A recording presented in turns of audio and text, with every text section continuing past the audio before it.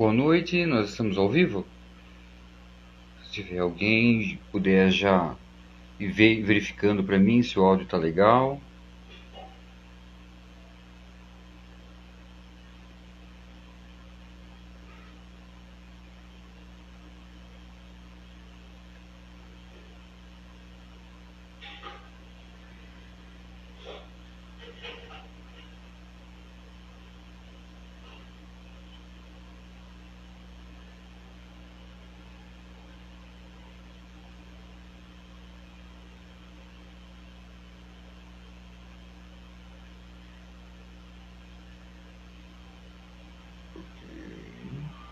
Vamos lá.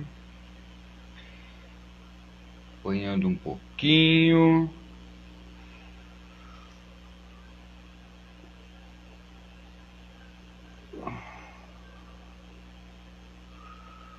Vamos lá, apanhando um pouquinho do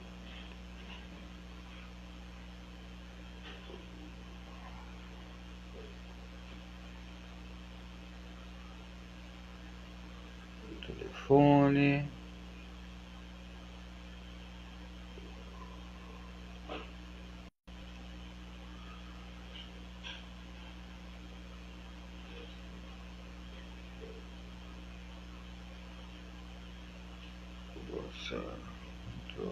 Tá. Esse monte de setinha aqui que tá me deixando meio doido, que eu não tô entendendo. Ah, o Ismael tá aí. Boa noite, Ismael. Você tá me devendo uma live e eu cobro, tá? Boa noite a todos que estão acompanhando. Eu sou Caio Sertain, psicólogo clínico. E a ideia de fazer a live já era uma ideia meio antiga, de fazer um espaço que a gente pudesse interagir de uma forma mais tranquila, né? Informal. Mais uma conversa, né? Entre amigos. E por falar em amigo, convidei para participar dessa conversa, diretamente do Rio de Janeiro, né? Do interior de São Paulo para o Rio de Janeiro. Meu amigo Ivan Lins. Ele é psicanalista, professor, e ele é meu consultor em assuntos de judaísmo, né? Uma vez que ele é judeu e eu tenho um fascínio pelas religiões, então ele sempre me orienta, dá dicas de livros e tal, né? É um universo bem interessante.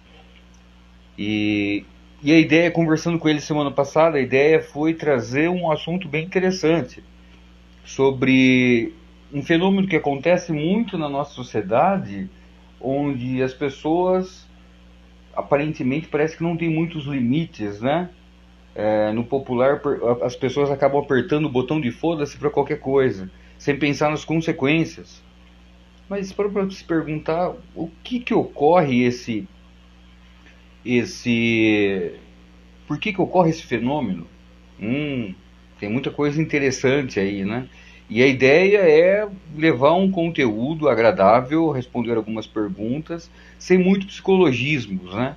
Não vamos psicologizar muitas coisas, mas que o conteúdo seja produtivo e que a gente possa observar, nos conhecer e colocar algumas novas posturas durante o nosso contexto no dia a dia, né? Nos nossos filhos, nos nossos comportamentos até, né? A forma que nós enfrentamos o mundo. Muitas vezes acabamos sofrendo pelo fato de, às vezes a gente acaba perguntando a vida, o sentido dela, e a gente só vai ouvir o silêncio. Na realidade, somos nós que devemos falar a vida. O que nós devemos falar a vida, qual é o sentido dela. E não só com as palavras, mas com as ações, né? Eu estou apanhando aqui para trazer o Ivan, como é a primeira live teste, e eu não sei, eu sou meio cabação nessa parte de Instagram e informática, então eu peço que todos tenham um pouquinho de caridade com o tiozinho aqui, tentando brigar com o Instagram. Isso.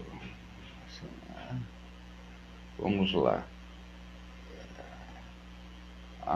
eu acho que vamos ver se vai rolar aqui.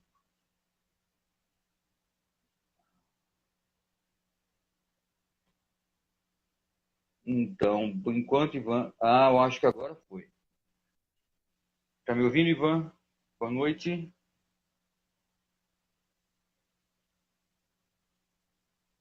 Ela ficou vermelha, provavelmente estamos tendo algum probleminha aqui, mas como eu dizia, né, o assunto é bem interessante e por que será que hoje em dia esse fenômeno está acontecendo, né? Beleza, Ivan? Não estou conseguindo ver a sua imagem. Agora sim. Saudade, meu amigo Ivan. E aí, como que tá o Rio de Janeiro? Como que tá as coisas?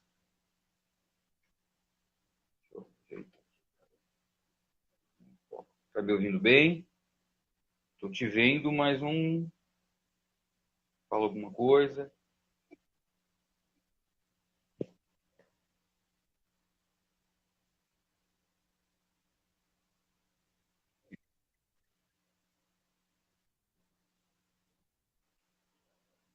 Quer começar dando pontapé? Eu já falei que você é meu amigo do Rio de Janeiro, psicanalista e meu consultor em assuntos judaicos. Tô te ouvindo. Tô te ouvindo bem. Vamos pro assunto?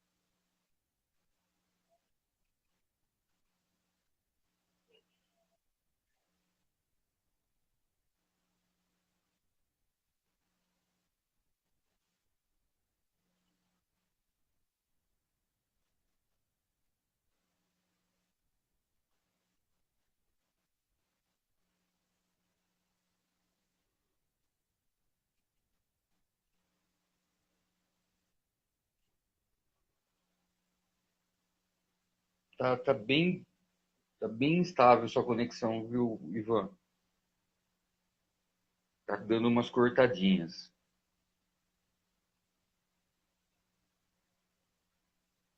Se você puder reiniciar, sair e tentar entrar novamente, fala alguma coisa. Agora a imagem estabilizou. Fala alguma coisa.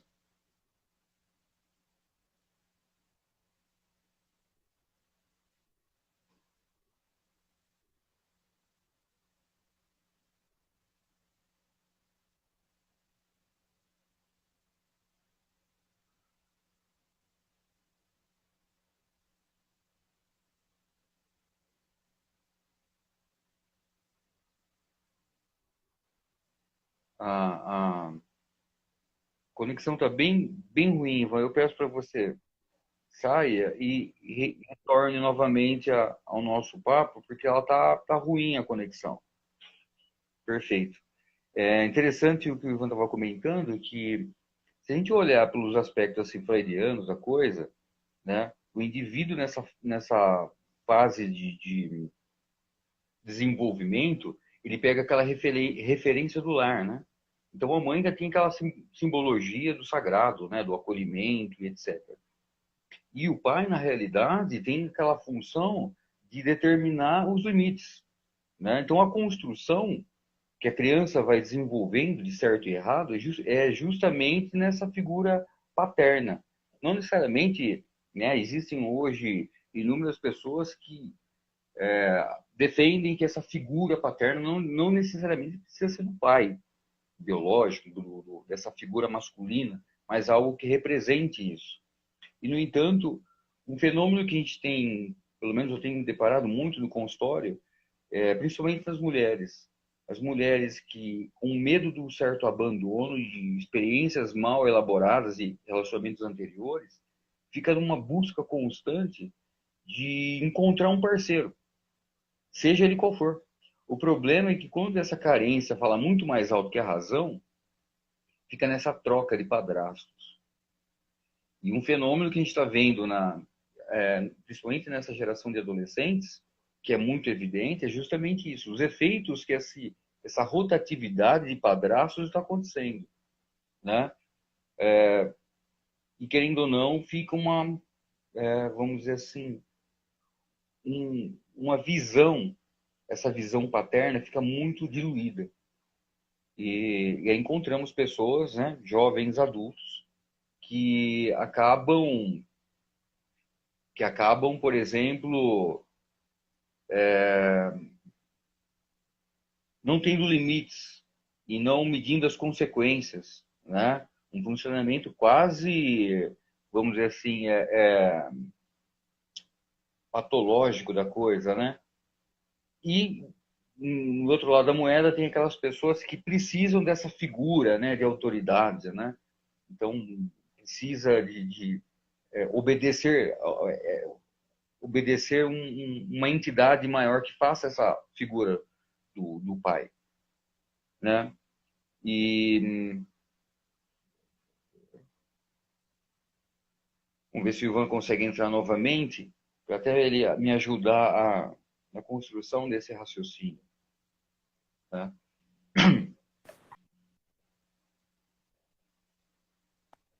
Voltou, Ivan? Tá melhor a conexão? Vamos tentar novamente. Isso, a internet está com muita interferência. Conseguiu acompanhar o raciocínio? Então vamos lá. Eu estava comentando de um fenômeno que está acontecendo muito, que os jovens estão tendo que lidar com essa rotatividade da figura paterna, né? Essa rotatividade de padrastos. Então, e essa figura masculinizada, masculina, né, de pai, acaba sendo diluída ou fica uma coisa muito distante. Quer complementar com algum... Fica à vontade, Ivan. Sinta-se em casa. Sim, é bem interessante, apesar de ultimamente eu tenho me aproximado bastante da logoterapia, da, da própria teoria clínica, né, do Jordan Peterson, mas ainda falando dos rudimentos da psicanálise com relação a esse assunto, abordando um pouco, falando sobre do Winnicott, até da Melanie Klein também, sobre a questão primeiro, biologicamente, quando uma mulher ela engravida, o processo de gestação, a vida está presente no seu interior. Esse processo de gestação, onde a criança ela vai ter, nesse período de gestação, a construção da sua consciência, dos afetos, né, dos sentimentos, das emoções, ainda no ventre. Então, para a criança, o seu corpo e o corpo da mãe, essa relação simbiótica é a mesma coisa, são a extensão do corpo da mãe, é o corpo para o bebê, é o seu próprio corpo. E depois do nascimento, o bebê ele tem aquele trauma, né? No nascimento o nascimento em si já é traumático. O nascimento é traumático, onde ele rompe aquela relação biológica simbiótica e ele começa, mas psicologicamente ainda, para ele o corpo da mãe é dele. Ele tem uma relação simbiótica ainda psiquicamente falando, né? Dentro dos seus sentimentos rudimentares, das suas emoções rudimentares. Para ele, o corpo da mãe é o seu próprio corpo. E à medida que o tempo vai passando, ele vai tendo essa separação biológica da mãe, vai crescendo, vai adquirindo autonomia. Existe uma terceira pessoa que vai mostrar para o bebê que ele é um sujeito. Existe uma terceira pessoa aí, a gente vai até um pouco da teoria lacaniana, que eu particularmente não gosto muito, né? Mas o Lacan fala algumas coisas interessantes com relação a isso. Que o pai ele tem uma função muito importante de mostrar para a criança que ele é um sujeito, que ele é um indivíduo, e que ele não é a mãe, e que o corpo da mãe não é dele. Isso é muito interessante. E foi quando você falou da rotatividade da figura paterna, que, o que isso pode causar. Tendo em vista esse papel fundamental da figura paterna, ou do pai funcional, que nós podemos falar assim, porque hoje em dia, dentro dessa modernidade, nós vamos ver figuras paternas diferentes, né? Pessoas que desenvolvem a função paterna, mas, enfim, nós não vamos entrar muito nesse assunto, mas a gente sabe que hoje tem famílias contemporâneas, enfim. Então, a função paterna, ela tem uma rotatividade em muitas famílias hoje, isso acontece nas separações, por diversas razões, e essa figura ela fica diante de uma situação complexa a nível de formação daquela criança, daquele indivíduo. Essa figura paterna, ela tem uma função de dar sensibilidade, de dar consciência a esse sujeito, que ele é um ser individual, que ele não é a mãe dele, enfim, dentre outros aspectos que nós vamos estar discorrendo aqui. E eu lembrei de uma situação que nós conversamos um outro dia, Caio, sobre a questão dos adolescentes estarem se cortando. Inclusive, eu até vi alguns adolescentes que me mostraram uns cortes na pele, né, nos braços. Parece até uma moda isso. Mas isso é um fenômeno psicossocial muito interessante. Isso, na verdade, não é uma moda, né? Que um adolescente vê o outro se cortando e tal. E foi quando você falou a respeito da questão da identidade, que a pele está relacionado a um problema de identidade. E a figura paterna, eu fiz esse link, né? A figura paterna, ela está relacionada, a sua função está relacionada com exatamente isso, fazer com que uma criança tenha consciência da sua identidade. E como vai ser essa identidade, né? Se vai ser saudável ou não, dependendo do tipo de relação que ela vai ter com esse pai funcional, porque um padrasto também é um pai, né? Não é um pai biológico, mas é um pai funcional. Ele está desempenhando um papel de pai, né? Não, não, está Acho que eu sendo falei pra caramba aí, interessante, cara. faz muito sentido. Esse fenômeno da mutilação, na realidade, ele é a agressão é um dos sintomas de vazio existencial relatado pelo Frankl, né? Agora vou ser ousado como o Dr. Frankl de profanar a psicologia e conversar e fazer alguns paralelos entre as teorias, né? Uma coisa assim que é meio que ah, é. Mas é Sim, interessante que, por exemplo, quando a gente olha o espírito do tempo, né? Por exemplo, na época do Freud, era uma sociedade muito rígida e daí os sintomas da histeria, né? O Frankl, em 45, ele já falava que o mundo caminhava por um vazio existencial. Tinha de facilidades em conseguir as coisas, em acesso e etc., mas não tinha um motivo para viver, que gerava esse vazio, né? E mais ou menos na década de 40 do século passado, né, do século 20, ele já falava dos três sintomas que é gritantes ainda no consultório, que é a agressão, seja uma forma de explosão ou de implosão, que no caso a mutilação seria esse tipo de agressividade, dessa raiva, dessa fúria, né?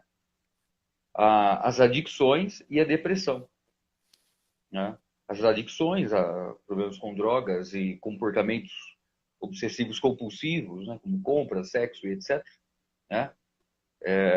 Freud tem um livro interessante, Além do Princípio do Prazer. Quem gostar de ler e gostar de um pouquinho de psicanálise, é uma dica bem interessante, eu gosto muito. Mas quando a gente olha para esse fenômeno dessa automutilação, né, interessante também, vou fazer um outro paralelo com outro livro interessante do Freud, que é Além do Princípio do Prazer. Tem um trecho que fala que não é só o prazer que motiva uma ação, mas o desprazer também, né?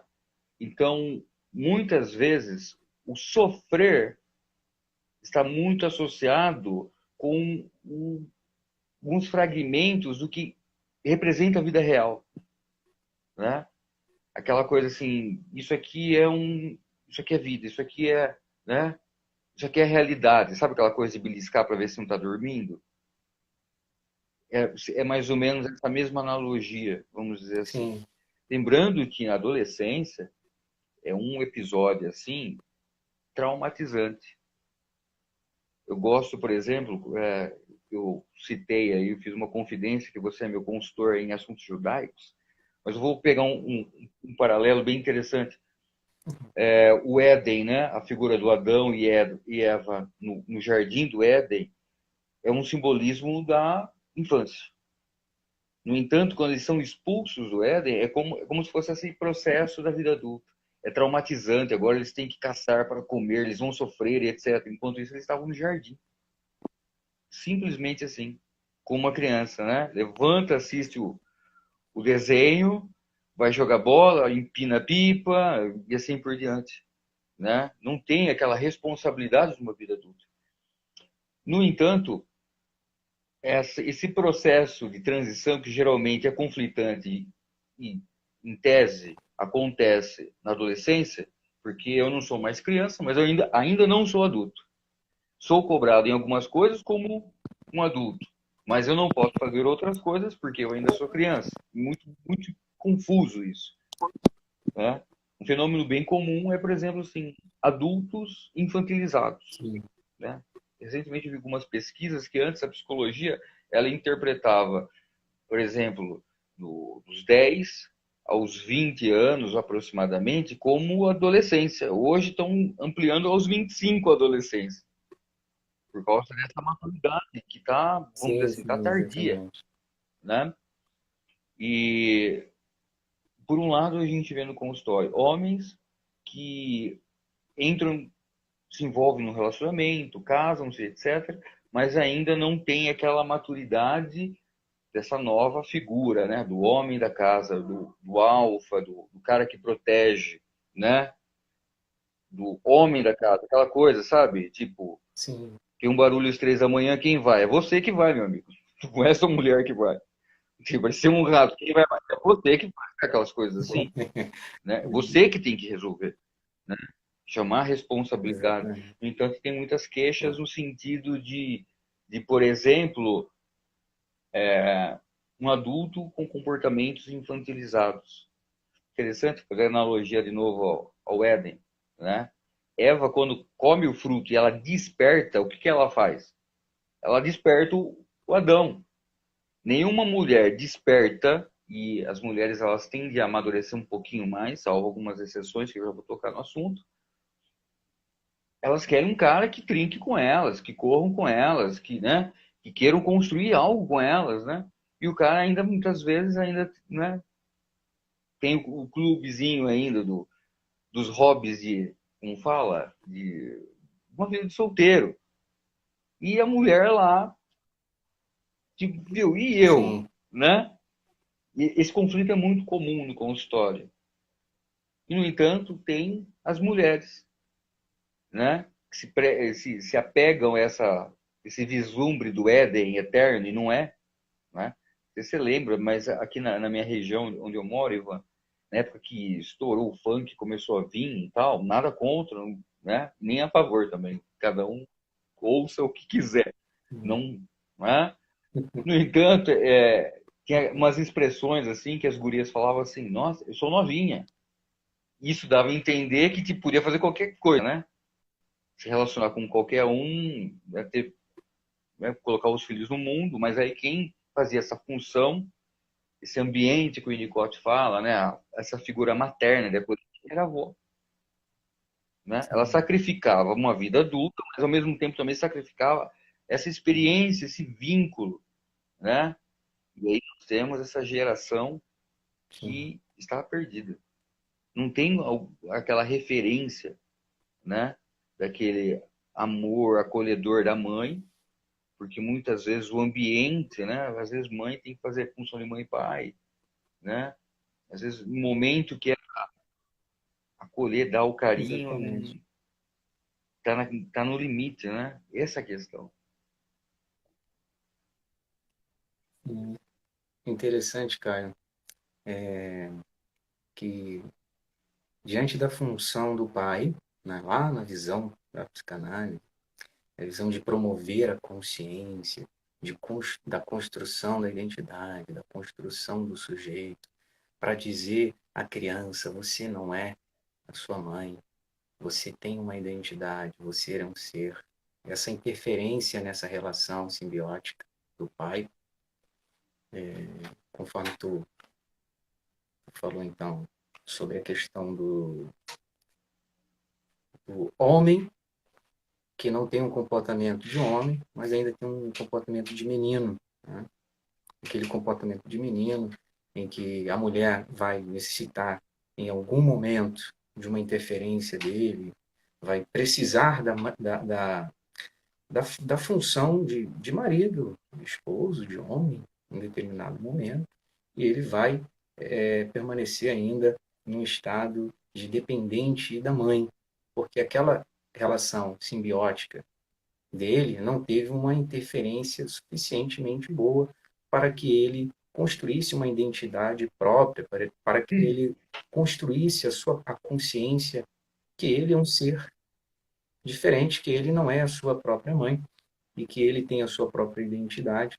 E quando quando isso não tem quando essa interferência paterna da função daquele que desenvolve a função paterna, essa rotatividade eh, do sujeito que vai desenvolver a função paterna. Né? Por exemplo, a mulher que se divorciou por alguma razão, que de repente ela ficou muito tempo sozinha, e depois ela casou novamente e veio um padrasto. Então, essa falta, vamos dizer assim, ela pode ocorrer que esse menino, quando ele quando ele então chegar à sua fase adulta, ele não consiga ter uma desvinculação mais saudável da mãe, ele fique sempre muito na dependência da figura materna de poder fazer as coisas para ele, de poder atender às suas necessidades, e de repente quando esse indivíduo ele vai casar, ele não vai conseguir desempenhar de forma satisfatória a sua função de Tem um marido. detalhe. Será que a gente pode pensar um pouco nesse Sim, aspecto, Caio? O que também, tu acha, meu né? amigo? Mas é importante quando a gente a vida, as etapas não tem como atropelar hora ou outra, vamos dizer assim, quando a gente olha para esse lado assim da nossa construção psíquica, né, esse processo de maturação, em alguns momentos a gente vai ter que elaborar isso, a gente vai ter que, né, vamos dizer assim, a fruta quando ela cai, onde ela bate, ela amadurece mais rápido que o outro lado, né? Então, existem algumas técnicas no manuseio das frutas e tal, para que elas fiquem bonitas para você pegar na prateleira. Não é assim? Então, existem as técnicas que no consultório, em terapia, né? Isso independente da abordagem, o psicólogo, o analista, ele vai usar o manejo para que desenvolva essas potencialidades latentes, né? Para que você enfrente alguns Sim, bloqueios, né? Algumas limitações, né? Porque assim, para e pensa. A mãe é a primeira referência do feminino e o pai é a primeira referência do masculino, correto? Essa é a questão. Se essa Sim, referência for muito diluída, muito fragmentada, imagina só quais são as referências dessa busca pessoal, sim, ou tanto do feminino quanto do masculino. No entanto, o ser humano ele não é perfeito. O que há de belo no ser humano é justamente as imperfeições, as individualidades, a história, né? Como psicólogo clínico, eu tenho essa oportunidade de vivenciar e conhecer histórias assim fabulosas, né? Não é só, vamos dizer assim, choradeira, asteira. Não, pelo contrário, tem muita coisa que se fala, nossa, eu, pelo menos, enquanto profissional, eu saio assim, putz, me motiva a querer cada vez mais estudar, né? Isso é muito legal. No entanto, um ponto que você estava comentando, lembra que a gente estava falando da agressividade? A agressividade não é uma coisa atípica, é a coisa mais natural que existe. A criança, por si só, se pegar uma criança bem pequenininha, ela é só agressividade. O sim, carinho dela machuca, entendeu? E sim, ela, vamos dizer assim, ela é um cientista, ela está explorando. Ela precisa pôr os limites. Senão vai acontecer um acidente, ela vai enfiar uma faca na tomada, né? E qual que é, né, essa função?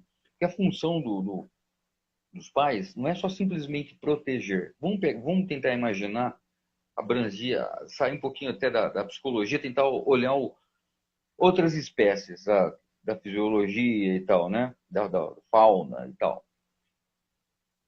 O, o, a fêmea da espécie, vamos pegar da águia e tal, ela vai alimentar o filhote até o momento em que ele está pronto para voar. Depois é com ele. E assim por diante. As outras espécies a gente percebe que tem um tempo de proteção e tal, mas desde pequeno já vai explorando essa individualidade, né?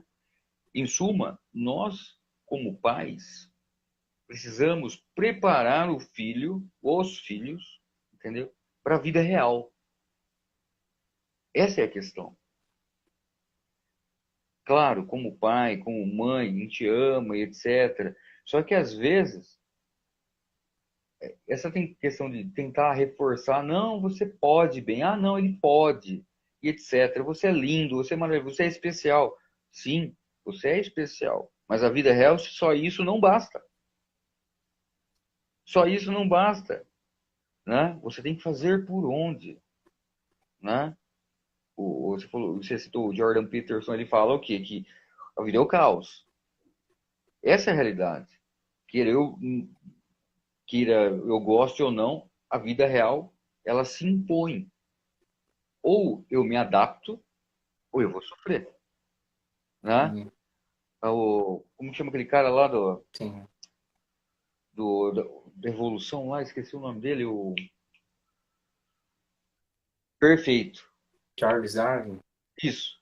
Um evolucionismo. ponto interessante, cara, no livro dele, eu li, eu consegui baixar uma vez em PDF e li de curioso, né? Para mim, tirar as minhas próprias conclusões. A grande maioria, muita gente que cita ele não sabe nem que está citando e orelhada, que nem leu o barato.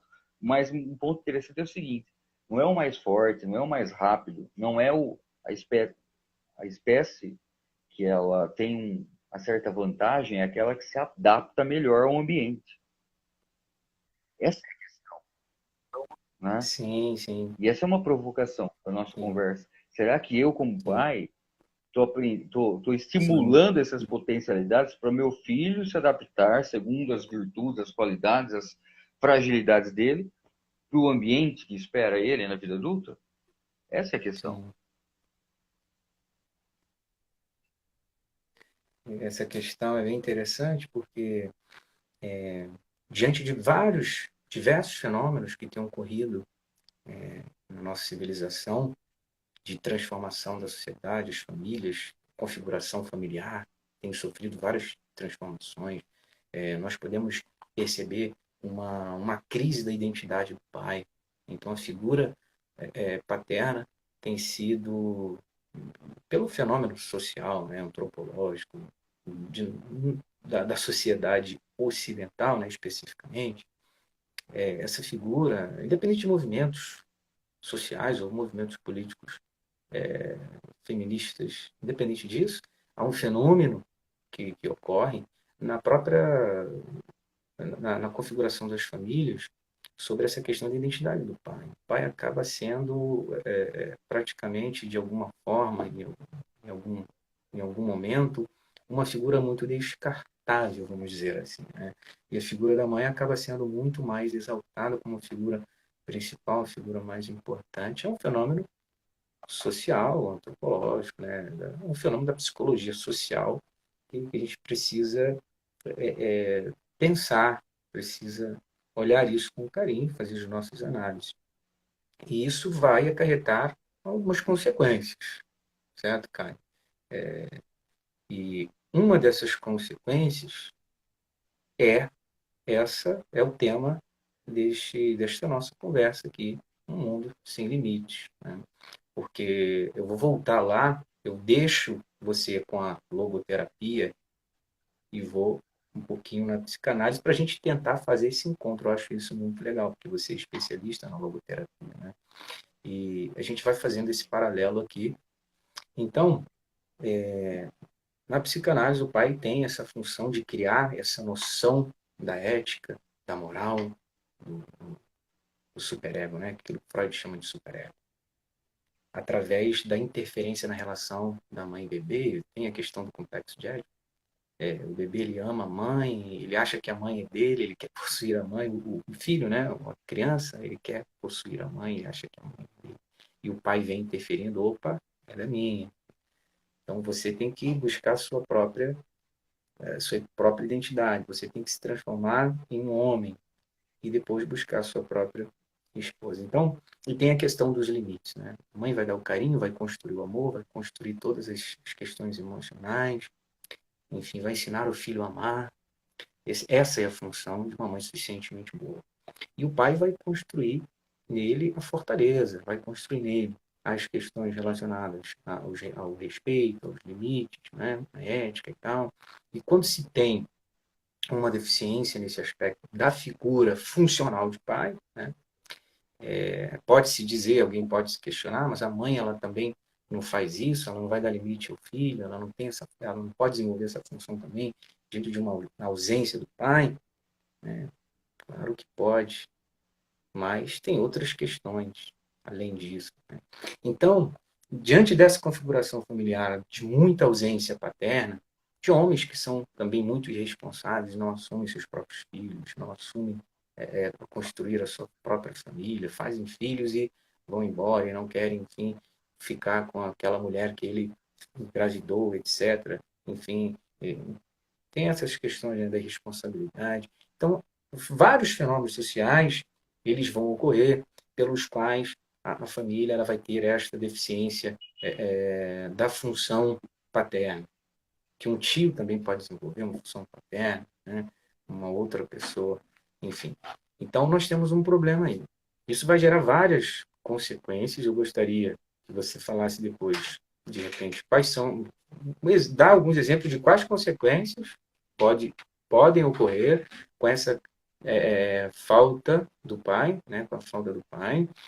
E é esse um problema que nós temos aí. A psicanálise ela vai falar o porquê das coisas, mas na maioria das vezes ela não vai dizer o que se deve fazer agora. Né? Ela vai mostrar as questões, aquilo que é trágico, o porquê, o que aconteceu no passado, vai falar da função do pai, da função de mãe, e agora você está nesta situação porque ela vai te mostrar o porquê, ela vai te dar um insight, a compreensão, né? O entendimento da sua vida, dos seus problemas emocionais, psicológicos, ela vai te dar isso. Mas ela não vai dizer para você que, apesar disso, sua vida pode ser diferente, né? Você pode encontrar um sentido da vida, apesar de tudo que se passou, de todas as suas deficiências, todos os seus problemas. Aí que vem a logoterapia, que vem o Viktor Frankl falando sobre o futuro sobre você buscar um sentido da vida para o futuro e que, apesar do passado trágico, o futuro, como pode ser? Interessante, Ivan, porque assim, a construção da psicanálise, assim, ela é muito bem pontuada, os porquês, faz muito sentido. A logoterapia não descarta, pelo contrário, essa construção da formação do indivíduo. Só que ela aponta para algo que as outras abordagens acabam não mostrando.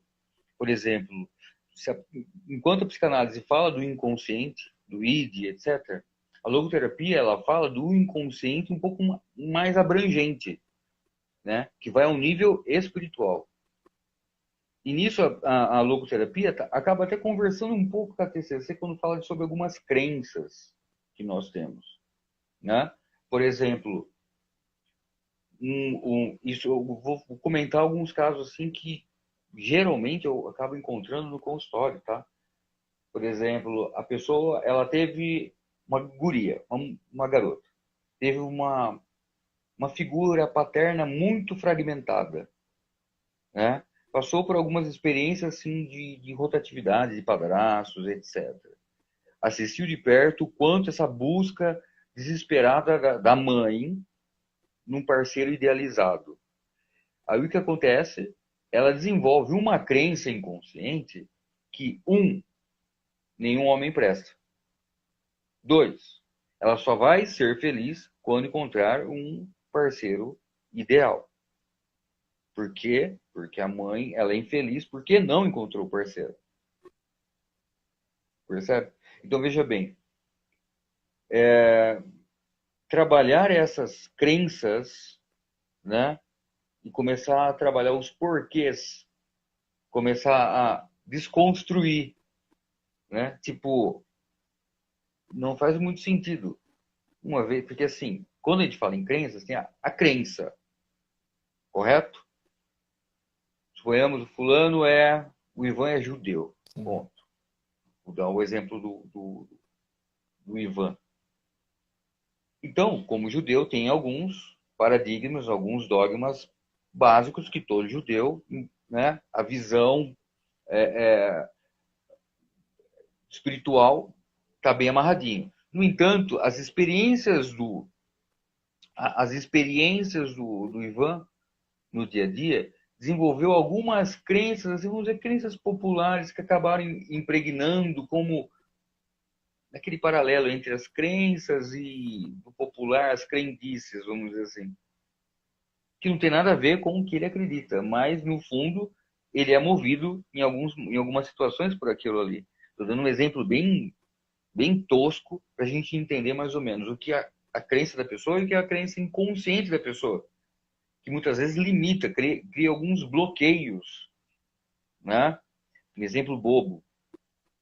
É muito comum a gente ver casos assim de casamentos que não existem mais já faz muito tempo, só que a pessoa acredita naquilo. Não, eu casei, eu tenho que ficar até o final, né? E geralmente são as pessoas mais velhas, os mais novos não têm tanto essa dificuldade, né? Entre nós, pelo contrário. Mas a pessoa acaba vivendo um relacionamento de aparência que não existe, não tem mais aquela função marido e mulher, né? A esposa acaba fazendo a função de cuidadora, de mãe do cara, né? O cara tem as aventuras ou vice-versa, né? E mas existe aquela não podemos, ou por causa disso, ou porque é para sempre, ou por causa dos filhos, e entra naquela questão das crenças limitadoras, né? No entanto, também essa falta de limites gera muitos problemas, né? Por exemplo, relatos assim: ah, eu sou assim mesmo, eu sou esquentado, quando eu vi, eu já fiz. É, boa sorte. Você acha que, né? Ninguém faz. Uma pessoa assim, minimamente saudável, emocionalmente, né? Saudável, não vai fazer tudo que passa na mente que tem vontade de fazer? Não é? Quem nunca sentiu vontade de descer do carro e brigar no Sim, trânsito, não é? O vizinho incomoda, enfim, ver uma pessoa, né? No caso, uma pessoa hétero vê uma garota linda, maravilhosa, né? A pessoa se contém, fala, não, porque não é só simplesmente aquilo, existe toda uma construção de valores, de visão de mundo que a vida adulta a gente acaba sacrificando algumas coisas em prol de coisas mais elevadas, né? Então a logoterapia ela tem essa. sim, Uma vez perguntaram para o Frank qual que é a diferença da psicanálise e da logoterapia, ele falou assim, a psicanálise é a, vamos dizer assim, é a terapia do profundo, né? Dos traumas, né? Das vivências, né? Do mais obscuro. A logoterapia é uma psicoterapia do elevado, né? Do transcendente, né? Do sentido, né? Mas o interessante, porquê que eu estou vivendo isso? Opa, não é o porquê, mas é para interessante. que eu estou vivendo isso? Para que eu estou vivenciando isso? Para que eu estou aqui trocando essa ideia numa sexta-feira? Um assunto aleatório, né? Existe um porquê daquilo, né? E eu gosto quando a gente fala de personalidade, tem um livro muito legal chamado Paideia. É um alemão que escreveu falando, ele fez uma puta de uma pesquisa fodida sobre a formação na Grécia Antiga, formação intelectual, né? Que os gregos, eles não nascem gregos, eles se tornam gregos através da formação. Então, na visão da Grécia helênica, naquele universo ali, tudo que a gente vivencia é aprendizagem. Tudo ou nos forma ou nos deforma. Tanto é que, para o grego clássico, o belo é aquela representação do sagrado e o monstruoso é aquela representação do profano, né? O ciclope, as bestas, né? E assim por diante. E o belo é aquele culto Uhum. à beleza, né? Homens lindos, gostosos, Sim. etc. Né? Então é interessante quando a gente começa a ver assim, tentar ver o além da situação, além daquilo, né? Esse, o filme Batman Sim, Begins, sim, sim. eu fui longe agora, hein? Tem uma hora que ele tá tretando, brincando com a galera, assim, você, não, isso aqui é treinamento. Ah, o cara que é apaixonado pelos quadrinhos do Batman fala, é esse o Batman que eu quero ver. É assim, isso forma a nossa, forja a nossa personalidade, né? Agora fui eu que falei demais, Ivan. Sim. Nada. Então, Caio, é, esse eu sempre volto no tema um pouquinho assim, não que a gente tenha fugido do tema, não, mas o cara que eu não gosto dele, né, o Lacan, ele fala uma coisa muito, muito interessante, que fala sobre o seguinte, uma frase que é: mas um grande número de efeitos psicológicos nos parece originar em declínio social da imago paterna. E esse declínio constitui uma crise psicológica. E olha que interessante. A psicanálise ela aprofunda, ela nos faz mergulhar nos nossos complexos, nas nossas deficiências emocionais, comportamentais. Ela nos faz mergulhar nisso, nesta profundidade. E toda profundidade está abaixo. Não tem como você mergulhar em uma profundidade acima, né? Então, ela nos faz descer. Nós descemos o nosso inconsciente, nós descemos para o nosso passado, não subimos para as questões do futuro, né, para o nosso futuro, nós descemos. Quando a maioria das pessoas querem saber o porquê das coisas, por que isso acontece comigo, por que eu sinto isso, por que eu estou sentindo isso, por que disso e por que daquilo. Sempre o porquê. Desde tenra idade, Caio, as crianças começam por quê? Naquela fase dos porquês, não é mesmo? Por quê? Por que isso? Por que aquilo? E a psicanálise, ela vai lá e te dá o porquê. Ela vai, através da terapia, né, da análise, ela vai mostrando muitos porquês. E você acaba descobrindo vários porquês. Por que você é assim? Por que você se comporta desta maneira? Por que você sente determinados sentimentos? Beleza.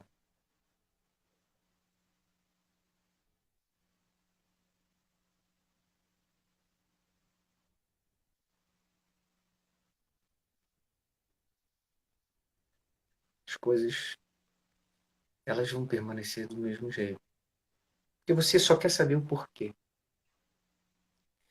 Aí quando tu diz sobre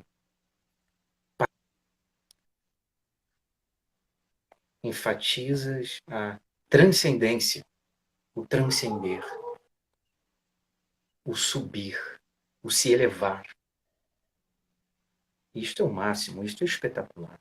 Isto é apaixonante na logoterapia. Quando eu li o livro Em Busca de Sentido, porque eu ainda estou em busca do conhecimento, não é? E estou sempre estudando, pesquisando, lendo. E quando eu me deparei com o Viktor Frankl, e depois que eu já tinha lido Em Busca de Sentido, eu vejo o Jordan Peterson numa entrevista, o entrevistador pergunta para ele, Jordan, qual, qual livro você indica para as pessoas? Mas esse livro não pode ser nenhum dos 12 regras para a vida. E ele responde, Em Busca de Sentido, do Viktor Frankl. Eu já tinha lido isso quando eu vi essa. É, é um livro interessante, né? Porque é aquela situação de campos de concentração, né? Ele como médico passando por aquilo, usar o que ele sabia para ressignificar e sobreviver é Excelência aqui. Deixa eu só terminar meu raciocínio aqui. Então, Caio, o que acontece? Eu pensei nós perdemos, quanto tempo nós perdemos querendo saber os porquês. Por que isso, por que aquilo? Questionando por quê, o porquê, o porquê. E esquecemos do para quê.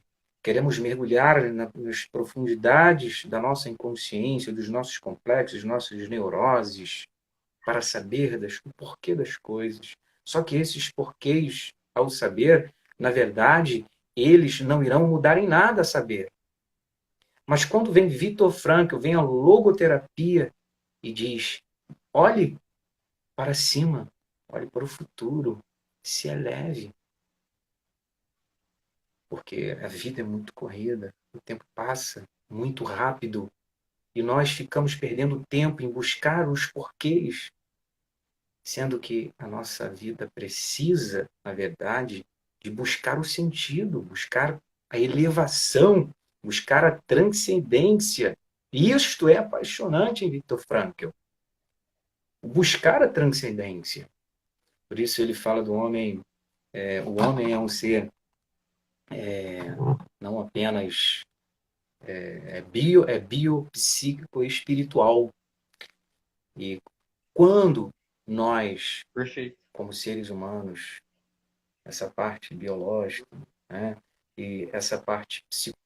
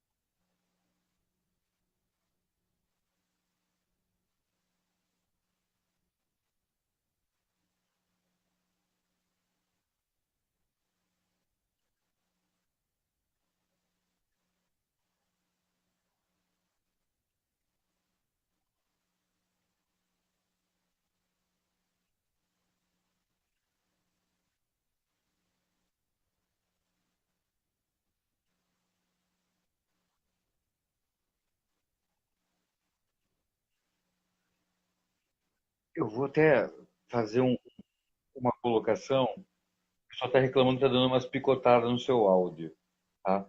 E como está chegando quase uma hora, eu vou basicamente já ir finalizando, tá?